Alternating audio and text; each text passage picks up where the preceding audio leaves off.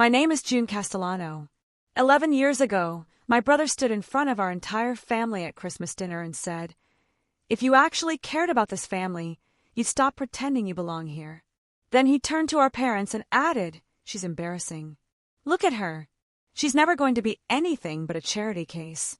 My father nodded. My mother looked away. And my grandmother, my nana, said nothing at all, not then. That night, they made me pack my things in the guest room while everyone else ate tiramisu in the dining room. I could hear them laughing. I left Boston in a January rainstorm with 2 garbage bags of clothes and $340 in my checking account. No one said goodbye. Not one person walked me to the door. But 11 years later, I walked into my brother's engagement party at the Boston Harbor Hotel wearing a navy suit I designed, carrying a patent application worth $4.2 million, and I watched my brother's face drain of color the second he realized I wasn't there to beg for forgiveness. I was there to collect. What happened in those 11 years? How did the family embarrassment they exiled become the one person who could dismantle everything they'd spent a decade building? If you want to know exactly how that night ended for them, and trust me, you do, hit that subscribe button right now, because what I did next changed every single one of their lives forever. Let's go. It was December 23rd, 2013. I was 26 years old, working 3 part-time jobs, and living in a basement apartment in Allston that smelled like mildew no matter how many candles I burned. I'd been saving for 6 months to buy Christmas gifts for everyone. Real gifts. Not homemade, not generic. I wanted them to see I was trying. I showed up at the house in Newton at 6 p.m. sharp, the way I always did. The brownstone looked like a postcard. White lights wrapped around every tree, wreaths on every window, snow piled perfectly along the walkway like someone had arranged it by hand. My father opened the door in a cashmere sweater, glass of red wine already in hand. He looked me up and down, my thrift store coat, my wet boots, the gift bag in my hand, and stepped aside without a word. Inside, the air smelled like roasted garlic and rosemary. Nana was in the kitchen, hands dusted with flour, rolling out dough for her famous ravioli. She glanced up when I walked in, gave me the smallest nod, and went back to her work. That was Nana. She didn't waste words on hellos. My mother was setting the table with the good china, the kind we only use twice a year. She smiled at me, the polite kind, the kind you give a distant cousin you haven't seen in years. "June, you're here. Hang your coat in the closet." My brother, Dante, was in the living room with his fiancée, a woman named Claudia who worked in venture capital and wore heels so sharp they left dents in the hardwood. He didn't look up when I walked in. He was showing her something on his phone, and they were both laughing. I set the gift bag on the entry table and went to help Nana in the kitchen. "You're too thin," she said in Italian, not looking at me. "You eating?" "I'm fine, Nana." She made a noise in the back of her throat that meant she didn't believe me but wasn't going to argue. I started shaping the ravioli beside her, my hands moving the way she taught me when I was 7. We worked in silence for 20 minutes. It was the only peace I'd get all night. Dinner started at 7. We sat around the long mahogany table, my father at the head, my mother to his right, Dante and Claudia across from me, Nana at the other end. I'd been seated next to an empty chair, the one they used to leave for my grandfather before he died. No one mentioned it. The first course was fine. Soup, bread, small talk about the weather, about Claudia's job, about my father's latest real estate deal. I kept my head down and ate. The second course was pasta. Nana's ravioli, served with brown butter and sage. Claudia took one bite and made a face. "This is really rich," she said, setting her fork down. I'm trying to watch my carbs before the engagement photos. Nana's jaw tightened. My mother rushed to smooth it over. "Oh, of course, dear. Would you like a salad instead?" Claudia smiled. "That would be perfect." Dante kissed her temple. "You're so disciplined. I love that about you." I wanted to throw my wine glass across the table. The third course was roasted lamb. My father carved it at the table, the way he always did, with a performance of precision that made everything feel like a boardroom negotiation. He served Dante first, then Claudia, then my mother, then Nana, then himself. He looked at me last, knife still in hand. "June, how's the job search going?" I set my fork down. "I'm working 3 jobs, actually." 3 part-time jobs, he corrected. That's not the same as a career. I'm figuring it out. You've been figuring it out for 6 years. Dante leaned back in his chair, smirking. Come on, Dad. Give her a break. Not everyone can be successful. The table went quiet. I looked at him. What's that supposed to mean? He shrugged, taking a sip of wine. I'm just saying. Some people are built for success. Some people aren't. It's not an insult. It's just biology. Claudia laughed. Soft, polite, perfectly timed. My mother touched my hand. Dante, don't start. I'm not starting anything. He set his glass down and looked straight at me. I'm just being honest. June's been living like a college student for almost a decade. At some point, you have to ask yourself if the problem is the economy or if it's just her. My father didn't say anything. He cut another slice of lamb. Nana's fork hit the plate with a sharp clink. She didn't speak. She just stared at Dante with a look that could strip paint off a car. Dante ignored her. I mean, look at her. She shows up here in clothes from Goodwill, works 3 dead-end jobs, lives in a basement in Alston. She doesn't even have a real plan. At some point, you have to stop pretending and just admit you're not cut out for the family standard. I felt my hands start to shake. I pressed them flat against my thighs under the table. Dante, that's enough, my mother said, but her voice was thin, breakable. He leaned forward, elbows on the table. If you actually cared about this family, June, you'd stop pretending you belong here. The words hung in the air like smoke.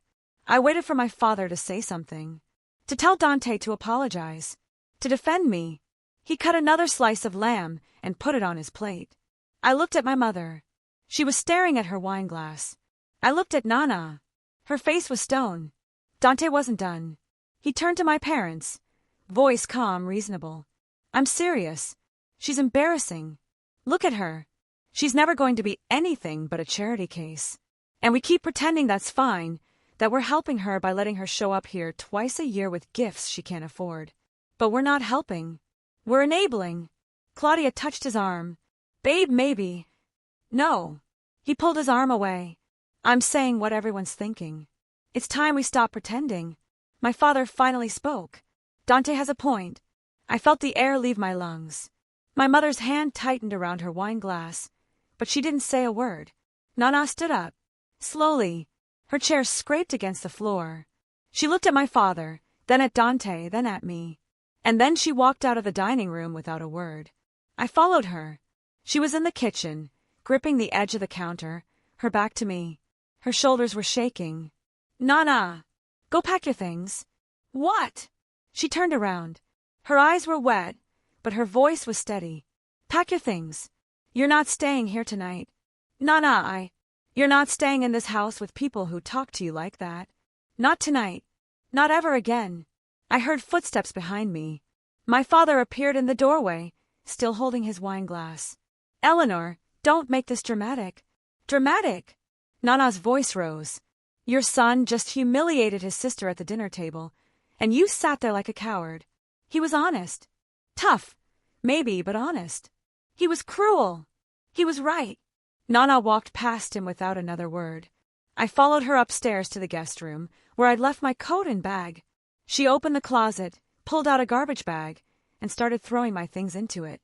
Nana, stop. You're leaving. Tonight. Where am I supposed to go? She tied the bag shut and shoved it into my arms. Then she pulled $300 bills from her apron pocket and pressed them into my hand.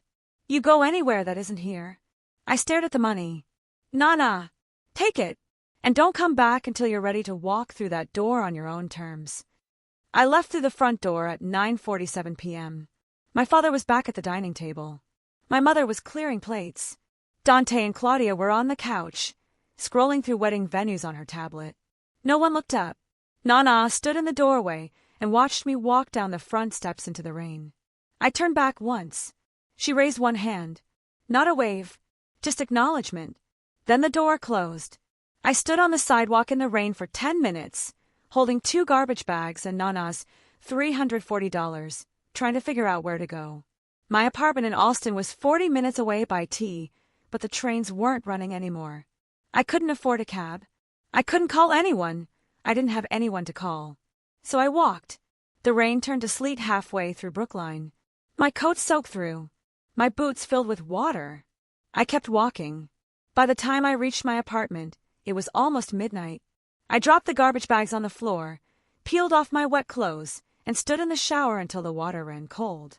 I didn't cry. I didn't scream. I just stood there, letting the water run over me, and made a decision. I was never going to give them the chance to humiliate me again. The next morning, I opened my laptop and started researching. I'd been working 3 jobs for 6 years: waitressing at a brunch spot in Cambridge, data entry for a law firm downtown, and overnight stock shifts at a Target in Somerville. I was making about $28,000 a year before taxes. After rent, groceries, and the T-Pass, I had maybe $200 left each month. Sometimes less. But I had skills they didn't know about. In college, I double majored in mechanical engineering and industrial design. I graduated with honors. But after graduation, I couldn't find a job. The economy was still recovering from 2008. Nobody was hiring entry-level engineers. So I took the waitressing job, then the data entry job, then the stock job. And somewhere along the way, I stopped trying to be an engineer and started just trying to survive. But I never stopped designing. Late at night, after my shifts, I would sketch, prototype, build. I filled notebooks with ideas: better locks, smarter hinges, modular furniture that adapted to small spaces. I built prototypes out of scrap metal I bought at hardware stores, testing mechanisms in my kitchen until my downstairs neighbor started banging on the ceiling. One idea stuck: a security lock for apartment doors that was compact, affordable, and nearly impossible to pick. I called it the Safeguard. I'd been refining it for 3 years, but I'd never done anything with it because I didn't have the money to file a patent and I didn't have the network to pitch it to investors. That changed the day after Christmas. I took Nana's $340, added the $200 I had saved, and paid for a provisional patent application online. It wasn't full protection, but it bought me a year to figure out the next step. Then I emailed every hardware accelerator, startup incubator, and small business grant program I could find. Most didn't respond. Some sent generic rejections. But one, Mass Challenge, a Boston-based startup accelerator, invited me to apply. I filled out the application on January 3, 2014. I submitted it on January 7th. On January 15th, they invited me to interview. I borrowed a blazer from the Goodwill in Central Square, showed up with a prototype of the Safeguard, and pitched for 8 minutes in front of a panel of investors.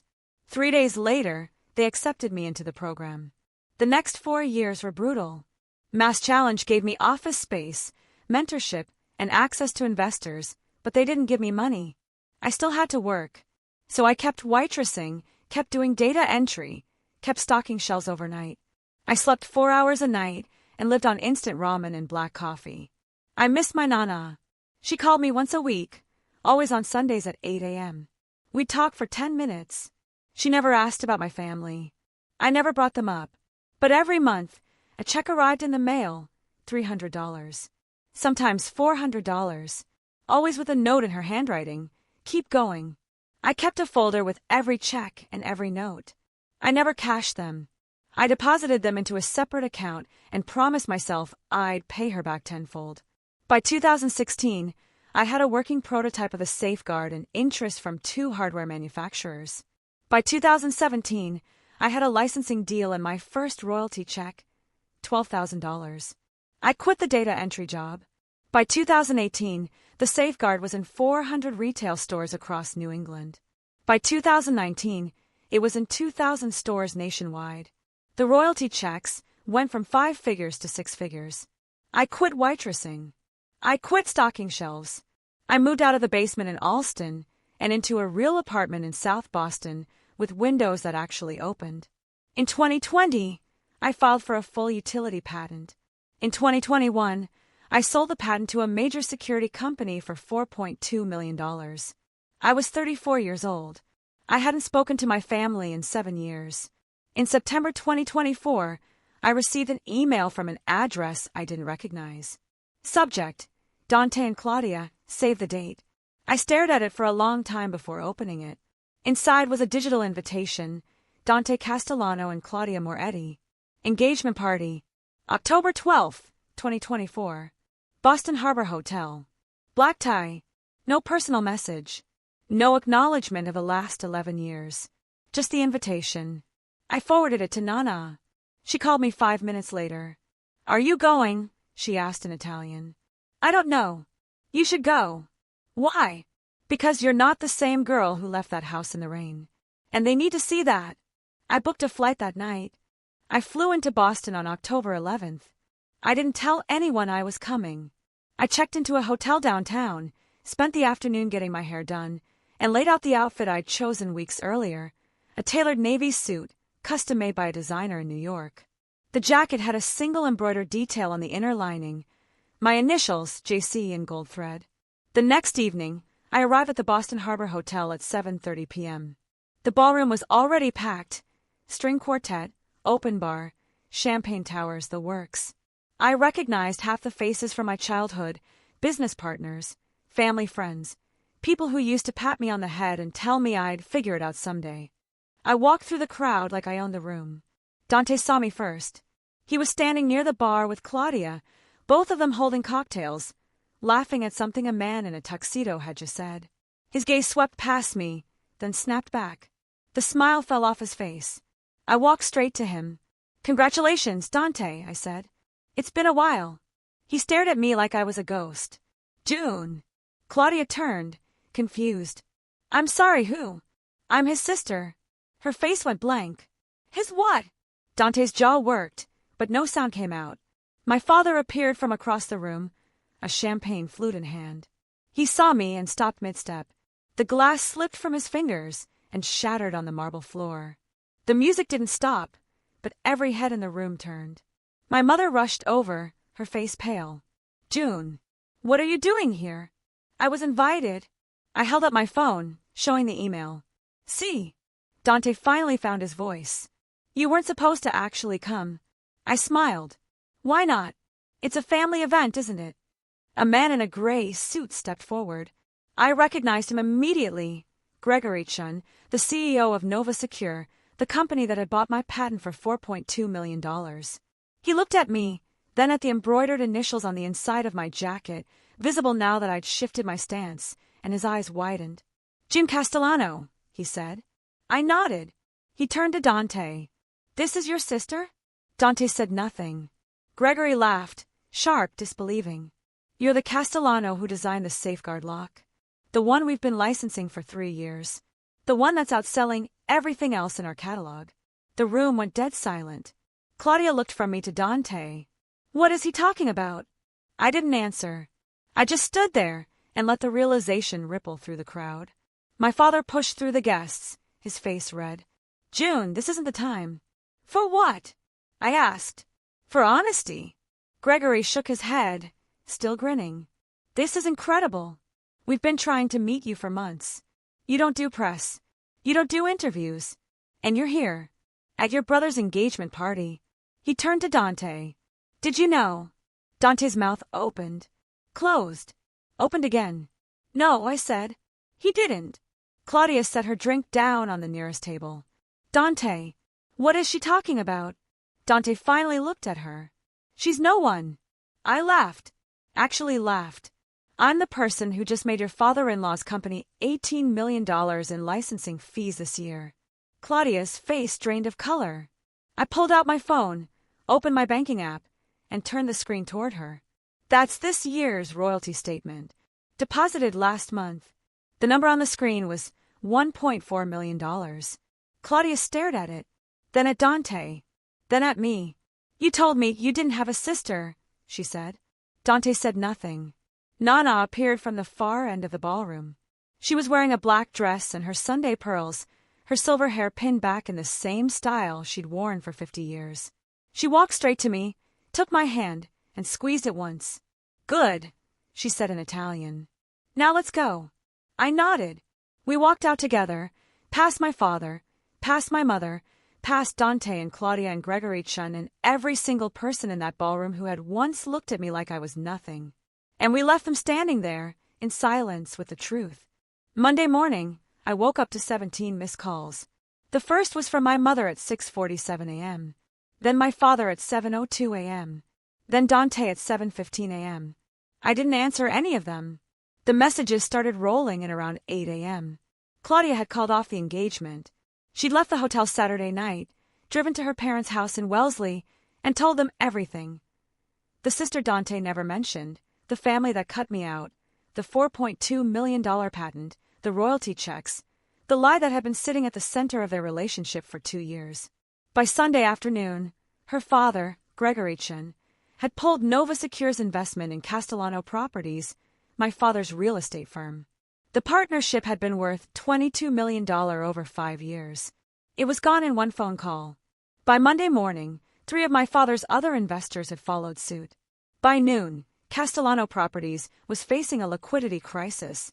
Dante left me a voicemail at 2:34 p.m. His voice was raw, shaking. June, I know I don't deserve to ask you for anything, but please call Dad. He's losing everything. We're losing everything. This is our family. You can't just... I deleted it before he finished. My mother called at 4:16 p.m. She didn't leave a voicemail. She texted instead. June, please. We made mistakes, but we're still your family. Don't do this. I blocked the number. Nana called at 5 p.m. They've been calling me all day, she said. Your father, your mother, even Dante. What did you tell them? She laughed. I told them I raised you better than they deserved. I closed my eyes. Thank you, Nana. Don't thank me. You did this. You survived. You built something. And now they know exactly what they lost. We stayed on the phone for an hour. She told me about her garden, about the lasagna she was making for dinner, about the neighbor's cat that kept sitting on her porch. I told her about the new apartment I had just signed a lease for in Brooklyn, about the consulting firm I was starting, about the life I was building far away from Boston. Before we hung up, she said, "Come visit me next month. I'll make braciole." I will. Good. And June. Yeah. I'm proud of you. I held the phone long after she hung up, staring at the wall, and let myself cry for the first time in 11 years. I didn't go back to Boston for 3 months. When I finally did, it was February 2025. Nana had called and asked me to come. No explanation. Just, come home. I need to see you. I flew in on a Friday afternoon. She was waiting for me at her house in the North End, the same narrow brownstone she'd lived in for 40 years. She opened the door before I could knock. You look good, she said, pulling me inside. Too thin, but good.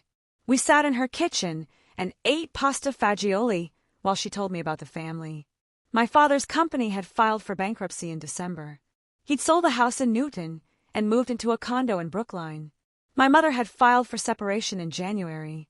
Dante was working as a junior analyst at a firm downtown, making a fraction of what he used to. And you? I asked. How are you? She shrugged. I'm old, but I'm still here.